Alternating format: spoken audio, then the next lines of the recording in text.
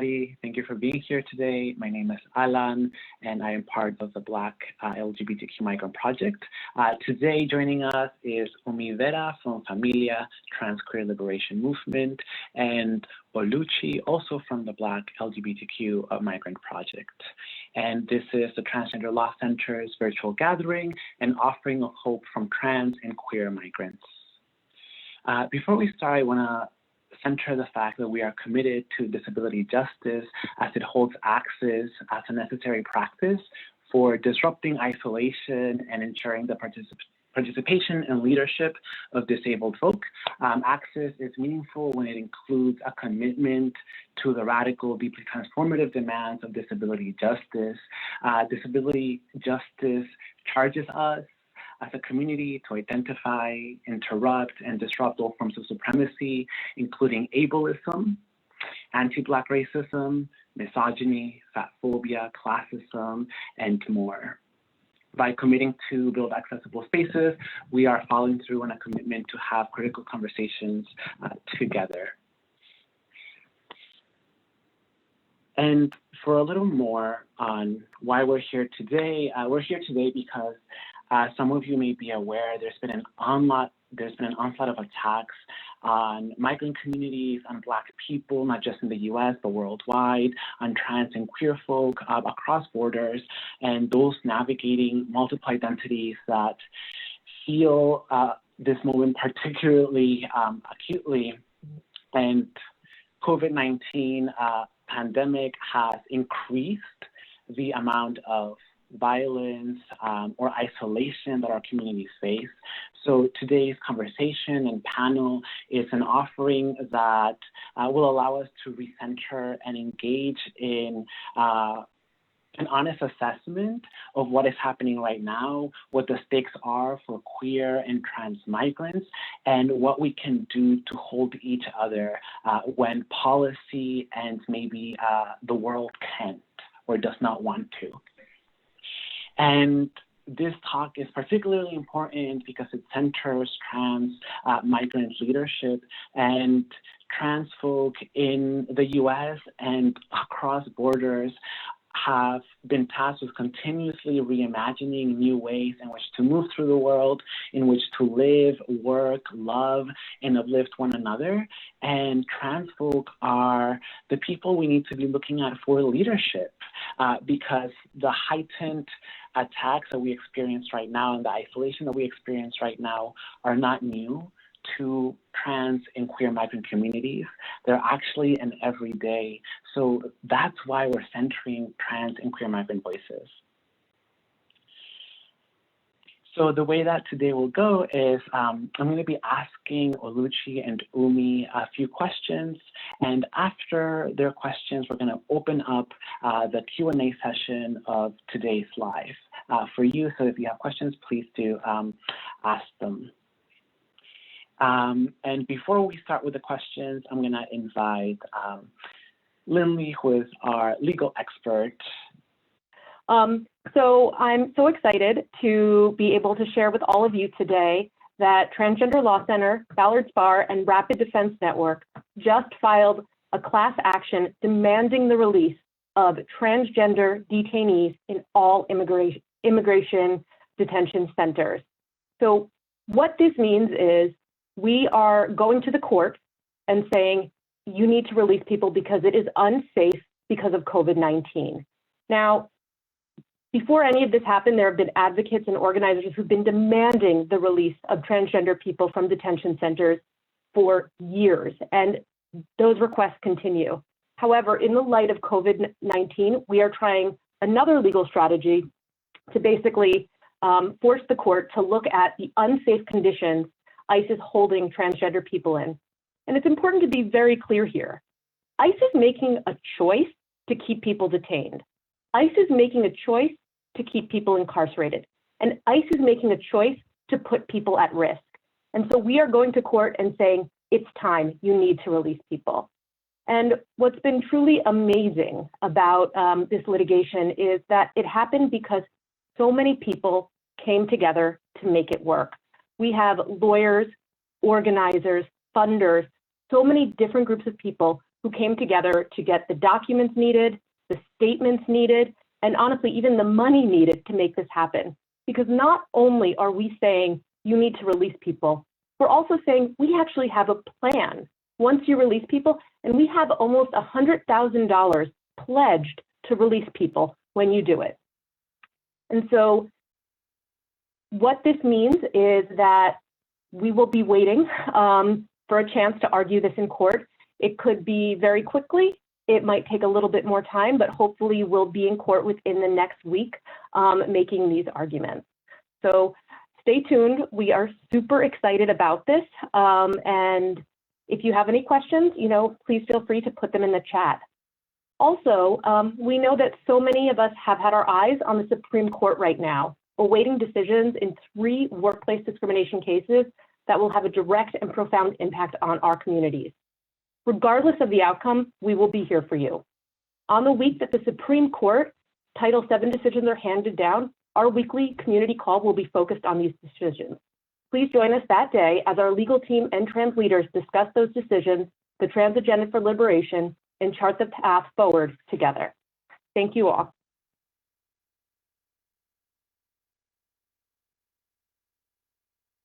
Thank you so much, Lindley, for that update. It's exciting and necessary news, so thank you for that. And when we were first conceptualizing the space for today, I was asked if I could share a poem anything that I've been working on that might give us some insight into queer and trans experiences. So I'll open with a poem and then we'll begin asking our panelists questions. I'm an artist by trade. It's my main work. And this is called Creed to be read when the world doesn't know how to hold us. I believe in trans pleasure, the divinity of our spirits, needs, and desires, creators of life when assumed impossible. I believe in trans pleasure, the shape-shifting magic of trans dykes, trans fags, our lives, which were conceived by the Holy Spirit of self, born of the knowledge that has always insisted itself onto us, though sometimes difficult to name, identify, articulate, the embodiment of our truth, though sometimes questioned and questioned and questioned, and the revelry of colonially imposed practices. I believe in trans pleasure, despite its surveillance by the spectating eyes of cis faggotry and heteropatriarchy, powers that seek trans crucifixion in the name of progress. I believe in trans pleasure and our descendants from a presupposed hell that is anything but, because we descend from imaginative sanctuary. I believe in trans pleasure because when the same allies who publicly root for us try to get rid of us, we rise again from that which failed to die, trans spirits, trans needs, and trans desires. I believe in trans pleasure because we ascend from a holy messiness, a nuanced possibility, and sit at the right hand of each other, the kindred almighty, from where we will come to practice care and courageous accountability, raise a time tea-filled chalice to the clouds, offer it to our troubled, ask permission to harvest yarrow, fold it flat and tend wounded flesh. I believe in trans pleasure, the Holy Spirit of self, the holy trans futuristic church, the communion of grief and joy, our forgiveness to this society, the resurrection of our ancestors, and life everlasting. Let the church say, Ashe.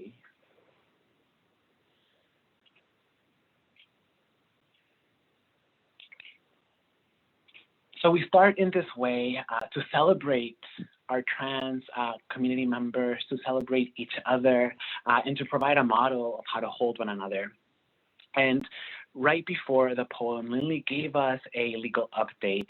And in that update, Lindley told us that ICE is making the choice not to release our community. They're making the choice to continue putting us in danger. And what this brings up for us is the idea of abolition. Oluchi and Umi, the first question I want to ask you is, what is abolition, and how does it serve as a framework right now in the work that you do, and also in the work you have been doing? Yeah, I can start. Hey, y'all. My video's coming up. Hey, my name is Oluchi. Gotta put on my glasses so I look smart. So abolition, like the word abolition means literally to end an institution or practice, right? Abolitionism came from the abolition of slavery, right? So like when we talk about the history of abolitionism and the history of abolitionists, those were people who wanted to put an end to slavery. Contextually in America, when slavery ended, what we found was that this new slavery started to form, right, in the way of prisons and slave labor, right? And this idea of slave labor and what does that actually look like? And like we have a specific definition in our movement as slave labor as not paying people enough money to actually live. So as folks know, you do not actually get paid in prison, or if you do, it's a very, very, very, very small amount. So contemporary abolitionism, as we talk about in our context, is the abolition of prisons and the carceral state, right? So as far as how that serves as a framework for us is that we as BLMP know and understand that the prison system has been used to criminalize and oppress Black people. And we know that to give autonomy and humanity to all Black people, the prison system cannot exist in the ways that it does. And as BLMP, we believe that punitive justice actually doesn't bring us to a transformative space in where people's humanities are appreciated and liberated. So to find the liberation that we seek, us as BLMP completely agree that transformative justice has to be used, whereas punitive justice has been used throughout our history, right? So with that, specifically when we look at the detainment of immigrants and specifically trans migrants, we know that prisons dehumanize us on a daily basis. And we also know because of the cis heteropatriarchy, us as transgender folks are also oppressed in these systems. So we see that trans migrants that are in detention, are treated poorer than poor. They're treated the poorest in our society. And we know that to liberate us, we have to work within the intersections to see who's most oppressed.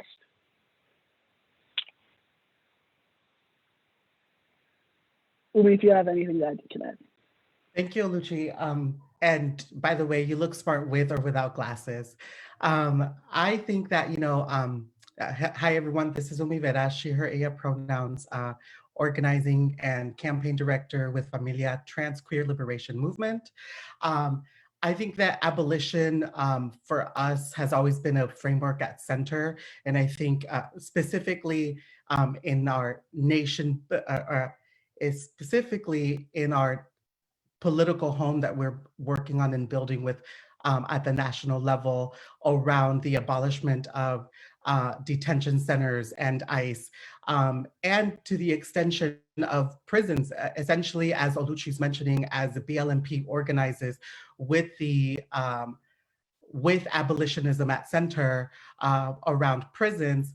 The abolition movement came from, as you were hearing from Oluchi, from a lot of Black Power movement building, and being that the nation building of this country is so emphasized in its success and in achieving nation building through the eradication of Indigenous peoples, of all Indigenous peoples, and the control and labor of Black and Brown bodies. For us, abolition really has to take center, the recognition and acknowledgement that these are, there's a legacy of abolition. And further, working on building that coalition and an intersectional analysis, as Oluchi is saying, And certainly the state continues to prove to us today that it doesn't care about Black and brown bodies. With COVID, um, um, the pandemic right now, certainly we're seeing that this has been, many people are seeing that this is an issue. And we've been advocating for the abolition of detention centers and ICE for a really long time, because we have been saying the state does not care about the lives of Black and brown people in cages. It's a money-making machine. It's always been that, like nation building of this country always has been. And so there's other ways that even our resistance comes up, even, and we could talk about that a little bit, but I think it also, one of our healing justice programs, Liberación y Sanación, Healing and Liberation, is a program that specifically, honors the retention of Indigenous healing practices for for trans and queer folks that are navigating their lives post-detention and post-incarceration. And so this is one of the ways that we engage in movement building outside of the state. We don't need the state to maintain the ways that we heal and that we work on being well and our wellness. And so we also organize against the state around abolition and things like that, but also organizing outside of the framework of what the state cannot control, our healing practices and our ways of living, our joy, and much of that. So yeah, those are some ways. Thank you so much, Úmi and Oluchi.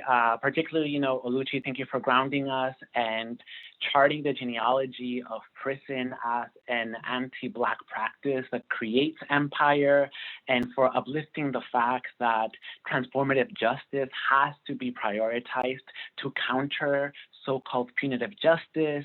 And Úmi, also, thank you for reminding us that the prison system is also complicit with the eradication of Indigenous people and the need for coalition building, because as you eloquently told us, the state is proving to us that they don't care. And also you highlight the ways in which it is a money-making machine.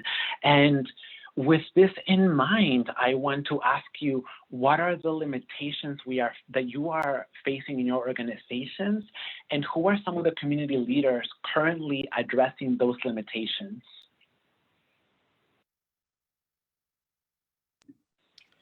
I think I really I'm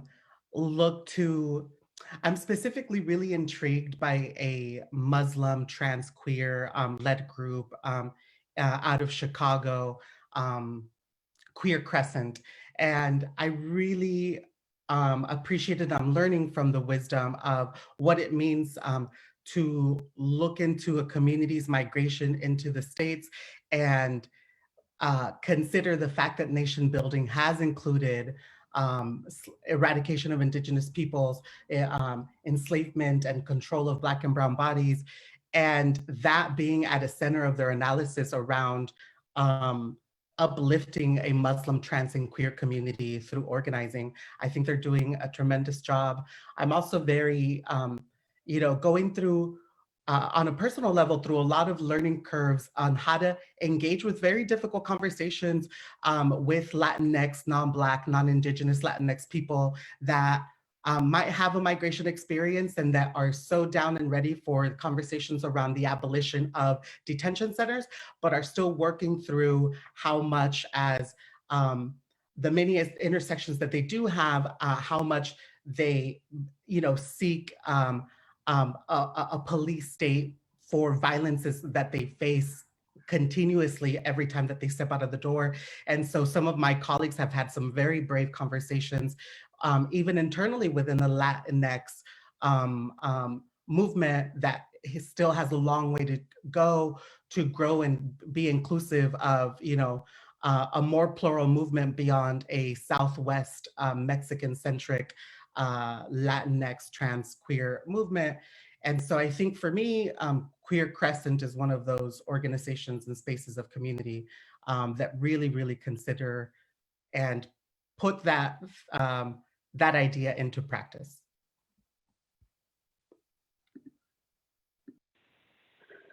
Yeah.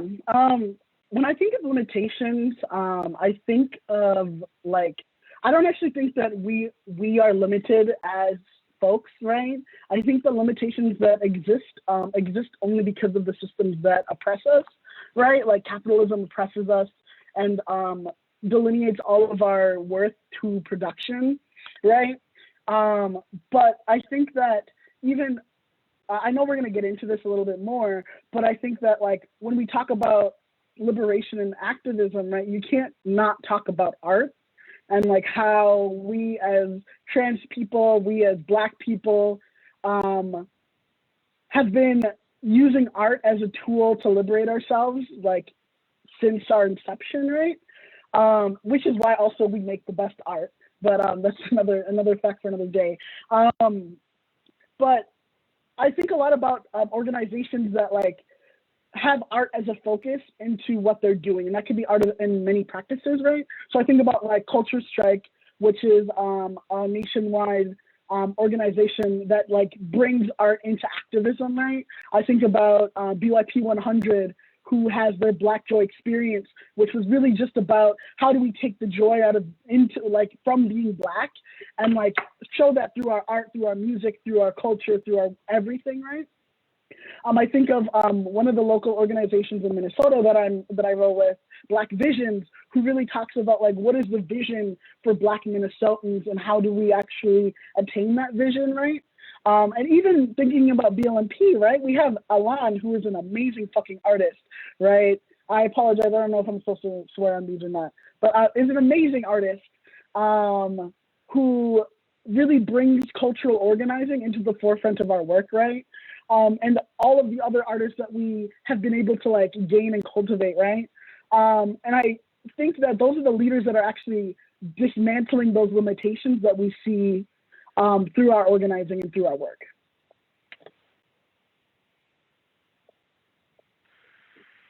Thank you, Umi and Oluchi. I think that both of your answers create a really amazing conversation, particularly Umi, the way in which you start with how transnational organizing or transcultural organizing in a migrant space can be a limitation, but the ways in which there are organizations like Queer Crescent who are shifting the narrative of how we understand migration, how we understand queerness, and community holding.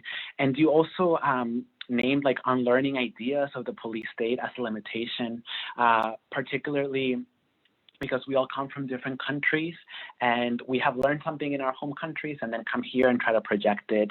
And Oluchi, you begin by saying that we are not necessarily limited as people, but we are targeted and then oppressed, which creates the limitations. But you see a sense of hope and future in art as the thing that can shift us out of the limitation, right? And you name the Black Youth Project, you name Culture Strike, and I guess in the midst of violence, particularly because both of you work with organizations who are constantly dealing with the carceral state, how do you imagine the future, and how have your colleagues, your friends in the Transgender Law Center, in Familia, the Trans Queer Liberation Movement, and in the Black LGBT Migrant Project, how have they helped you shape the future that you want to see? What inspires you from them? Yes.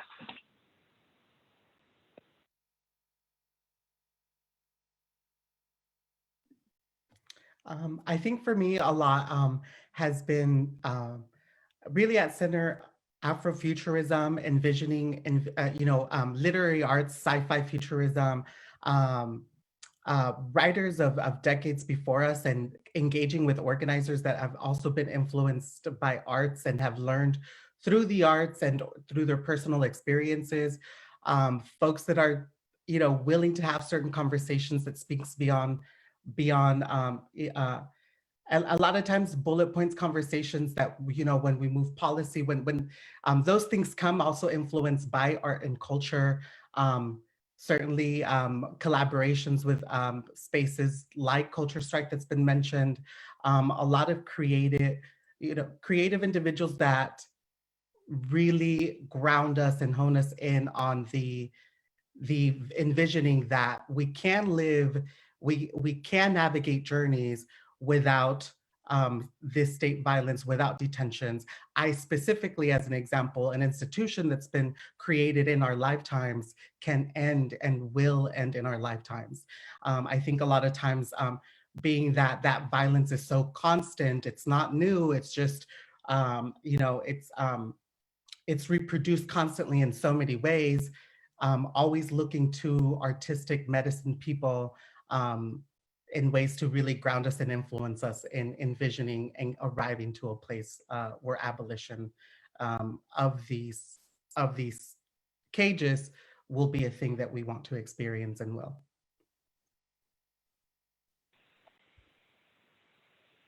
Yeah, I totally agree. I think for me, I get very activated from even being on Instagram, right? And I think that like our people are like so dope when it comes to like art and culture, and just like being able to like hold the trauma and oppression that they've had and like turn that into something beautiful, which like really inspires me to do the work that I do on a daily basis. And like just being able to like reground in that and like show that in a deep way. Like for example, Alán, your poetry, right? Like really makes me think about like what is possible. I think also just like when we have time to vision and scheme around the world that we do want to live in, it makes that world more of a reality. And makes it easier to actually work towards that and like being willing to work towards that as well.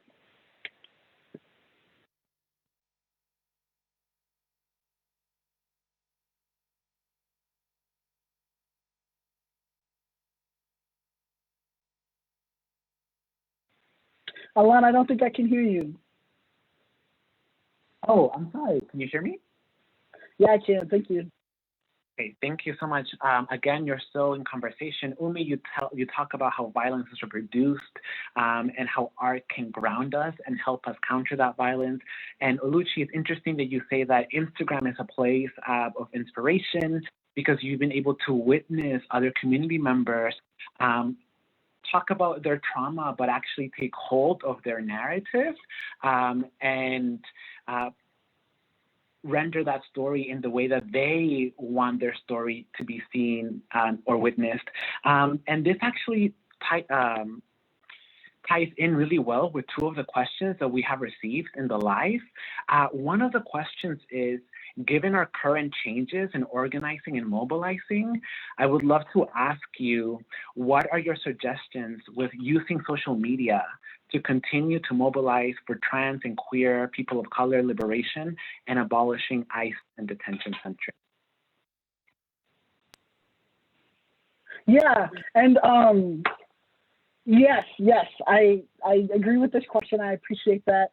And then the second question is essentially the same thing. It's like around like how do we use social media to continue like how are we using social media? How are we using social media, right? And I think that like what people are like, especially because we now have all of these stay-at-home orders and things like that, is like people are like, we have to get online. It's like we're already online, right?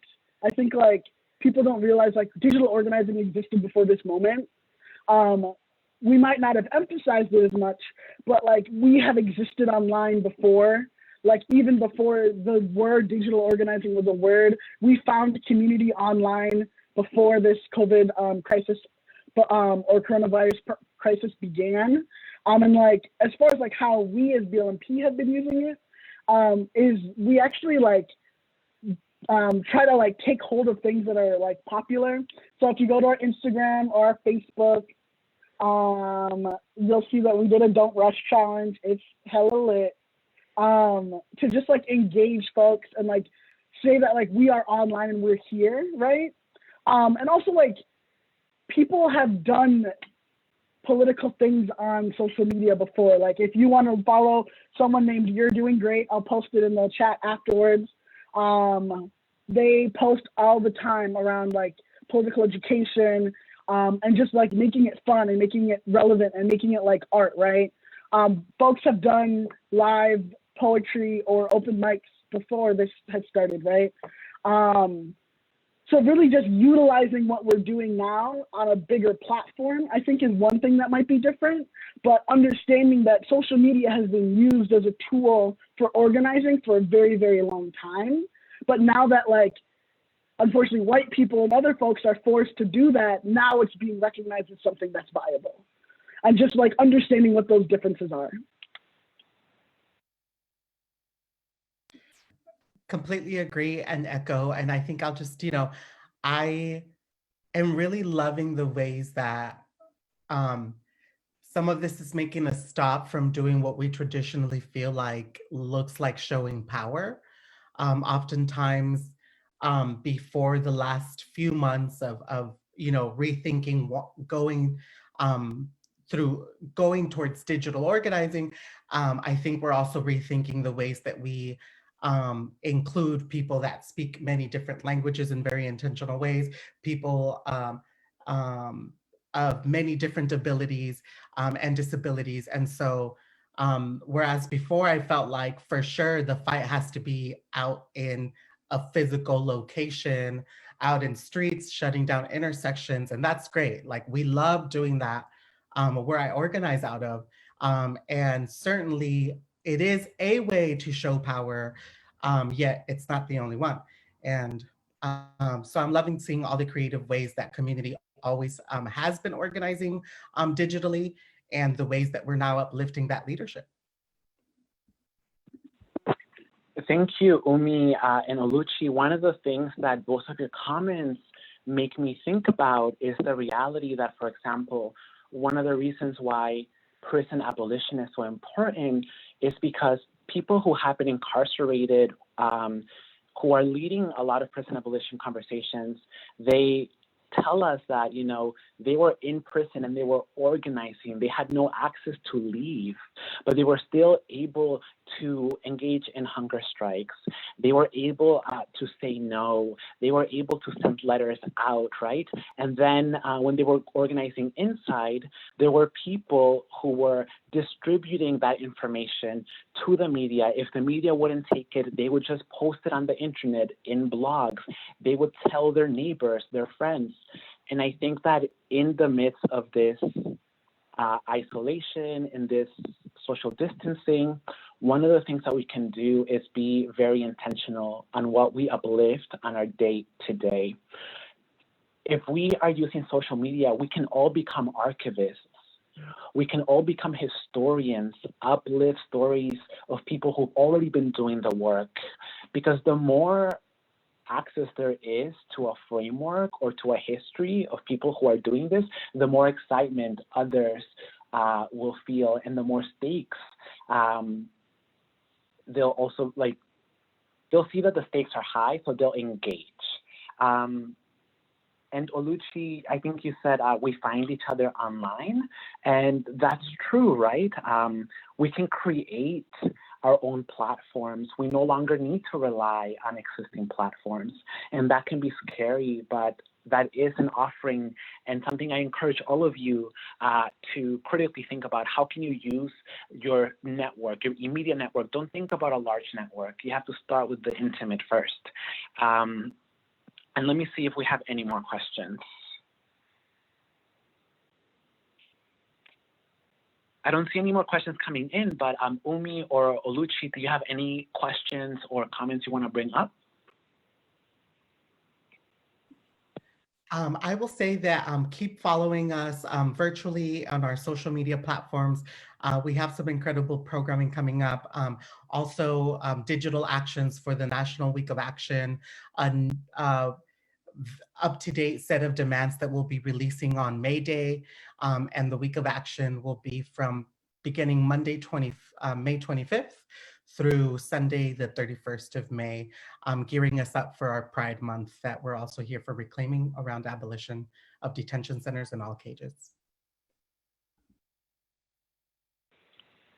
Yeah, around creating space and access, I think one thing that I didn't bring up was in this time, I think it's important because it's so visceral how capitalism plays into our daily lives, right?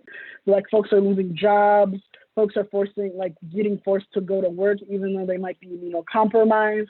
And we're really, states are trying to open like prematurely, right? When people really should be staying at home. And we're really seeing that capitalism does not give a fuck about our people, does not give any wits about like people in general, and really only care about what they can produce, right?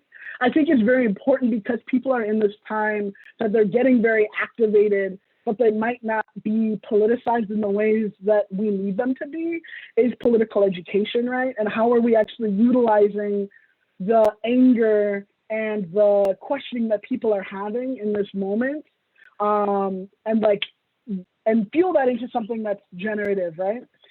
So a couple things that BLMP is doing is we have a political education series that we started last week. Our last episode is on our Facebook if y'all want to watch it.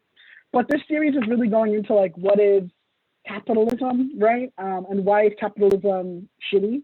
The first episode was really just like a basic understanding of like what is capitalism. The next episode that we have actually next Wednesday is going to more so talk about why capitalism is bad for public health and why privatizing public health is actually killing us. And then we're going to be talking about decarceration and the prison industrial complex, which will be amazing. We're going to go into like labor and what does labor actually mean and look like, and how is labor tied to self-worth or societal worth. And then we're really going to dig deeper into this idea of environmental capitalism, right? And how capitalism destroys our environment and the world. So that is going to be on our Facebook as well. So if you follow official BLMP, or you go to bit.ly/BLMP, all caps, and then pop ed, lower caps, you can register for all of the classes. Another thing that we would like to do is we know that because a lot of us built community physically, we want to put a space for community online. So we're doing monthly Afro beats, the Black diaspora dance parties, which is really awesome and dope. And the last thing is, we know that it's census time right now. Every 10 years we do the census. We also know that the census doesn't give us all the information on our specific people either, right? So one thing that we know is that we need to do a needs assessment on queer and trans Black migrants and first generation folks living in the United States. So one thing that we put out is BLMP actually put out the first Black LGBTQ migrant survey. And that's live on our Instagram and our Facebooks and all of our socials as well. So if you identify as a Black, queer, or trans migrant or first generation folk, please take our survey because it's going to give us data on where our people are and what our people need. Other than that, you can join the tribe. Email at tribe@blmp.org. But other than that, yeah, that's pretty much it. Run with the crew. We're pretty dope. Alán's on it, Yeah. Thank you, Úmi and Oluchi. Oluchi, you said something that I found really interesting and I think incredibly important to uplift. You said to lean on anger. One of the things that we can do in this moment is display our outrage. Death is something that is on the media so often, particularly Black death and trans death, that people no longer know how to respond to it. And expressing our outrage every single time actually helps because it gives people a framework of how not to normalize violence. Because when we stop reacting, that means that we start accepting. So one way to organize is to be vocal about how you feel. And that can actually mobilize more people to be on board with you and ask you how they can help, how they can join your cause. So don't be afraid to lean on feelings. And with that, I want to thank all of you for your contributions. Úmi and Oluchi, thank you for that. If there's any other questions that people have, you can ask them, and then if we have time, we might be able to write some answers back. But please keep tuning in for future sessions with us. And if there's anything anybody else wants to say who's on the call, please do so.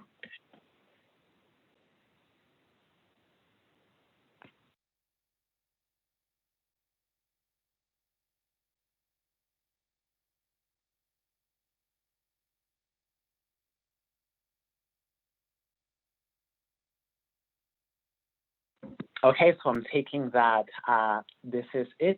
Again, thank you for tuning in, and please follow us. We are the Transgender Law Center, Familia Trans-Queer Liberation Movement, the Black LGBTQ Migrant Project. And we'll see you soon.